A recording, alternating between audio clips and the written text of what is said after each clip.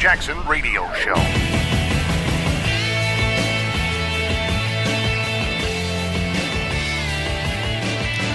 Greetings and salutations. You are tuning into the Disgruntled Millennial portion of the Kevin Jackson Radio Show. My name is Brett Segal, the Disgruntled Millennial, the Disgruntled Millennial, or Mr. the Disgruntled Millennial to you. I am the vanilla to Kevin Jackson's chocolate, and I always broadcast to you live from my safe space down here in northern Florida, where I'm free from that bigotry, racism, hatred, microaggressions, and patriarchy. Unfortunately, the hypocrisy in my family runs deep. My mother's sisters, children are all extreme hardcore leftist shills, and they do this from pretty much the top of the game. They are at the top of their game. Gene Sperling, the economic advisor to President Clinton and President Obama, and if Hillary Clinton had become president, he would have been her economic advisor too. This guy has basically wrought havoc on the American economy for the last 30 years. And whenever he's not in office, for example, when a Republican gets elected, he's out there shilling for socialism, shilling for progressivism, shilling for extreme regulations that cripple our economy and cripple your ability to produce, to invent, to create, to do what it is that you want to do, to engage in the freedom that basically makes you an American. Now, think about what these family reunions must have been like post-red pill, okay?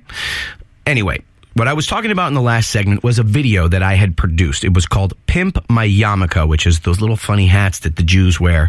And the subtitle was I'm effing Jewish, yo. You can YouTube that. It's a really, really fun experience. It's like a little movie / music video that I produced a couple years ago, which basically sort of separated the men from the boys in my family. Because I went to this family reunion where all these leftist shills are, and everyone, they were like, oh, it's really, really well made. You really, really produced it well, but I disagree with everything that's in the video. And all that we were trying to do was expose the hypocrisy of people who say that they're all for human rights, but then when these beheadings happen from ISIS, they look the other way. These leftists, they look the other way and they say, oh, well, not all Muslims are like that. That's not what Islam is, all this stuff. So, one of the people who had gotten beheaded was Steven Sotloff, who I actually went to elementary school with.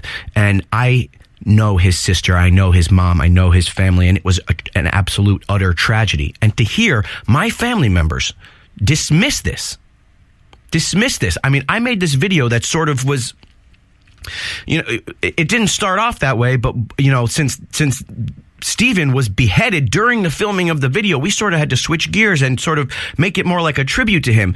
And I thought that my family going to this reunion, showing them this video, hey, look at what I'm doing during the year, look what I'm doing, whatever, show and tell kind of thing. They couldn't stand it. They said, this is wrong. Oh, you can't paint all Muslims like this. And it was one of the first things that I realized that made me realize that Democrats, no matter how high up they go, and we're not talking about the extreme hardcore, Antifa living in your mom's basement. I'm talking about the people who live and breathe this stuff in our government, who occupy seats in the West Wing, who occupy seats in the White House. These are the same people. These same people have the same point of view as these strange little mama's basement Antifa folks. They are the people who want to criticize me for being Islamophobic.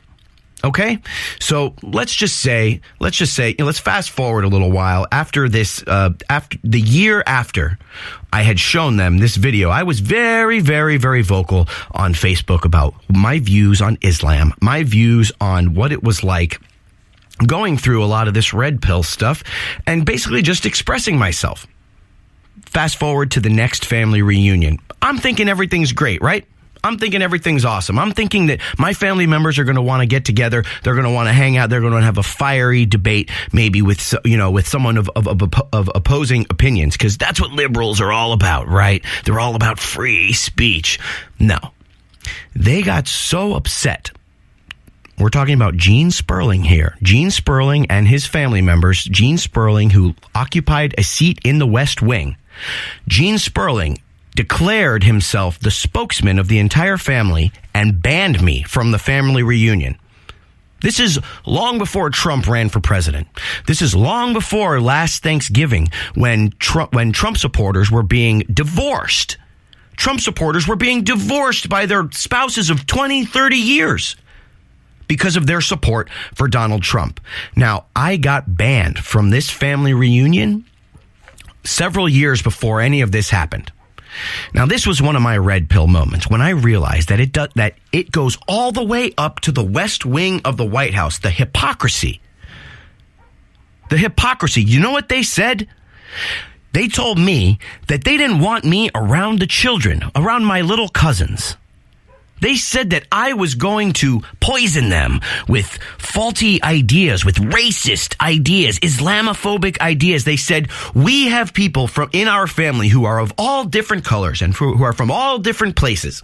And we can't have you, Brett Segal, in our family reunion talking about the things that you talk about online. And we're talking about Facebook posts.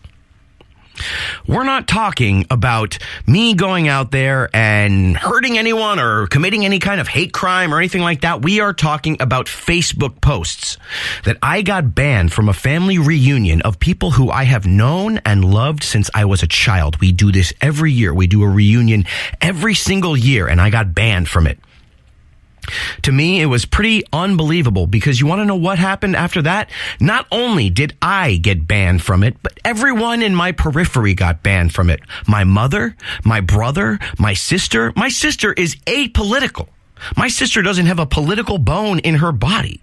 And she got banned from this family reunion because of things that I posted on Facebook. My mother got banned from the family reunion. My mother was not even allowed to see her aunt. My mother was not even allowed to see her mother's sister, who was dying, who was getting more and more demented by the day. She suffers from dementia that's just in my family, and she basically, this is basically what happened. The person who worked in the West Wing basically wouldn't let my mother see her own aunt to say goodbye. She wouldn't let her see her own aunt because of things that I had said on Facebook. Now, this is a guy who has written law after law after law after law, signed into law by President Obama and President Clinton, that take away your right, that allow the government to come into your house with the government gun and tell you what to do, tell you what you can spend your money on, tell you what you can't spend your money on. This is the kind of leftist hypocrisy that is making people take that red pill left and right. Left and right. People who might have basic scruples, people who just might have doubts. This is the kind of stuff that is pushing them over the edge into conservatism. This is the kind of stuff that is pushing them over the edge into a life where they are questioning what they've learned about politics, about leftist politics. Because anyone who's gone through a public school system in the last 40 years has had this stuff shoved down their throats. And it's making us rethink. It's making us rethink all the things that we've ever known. Stay tuned. We got Colin Flaherty coming up. This is Brett Segal, the Disgruntled Millennial. We'll be right back.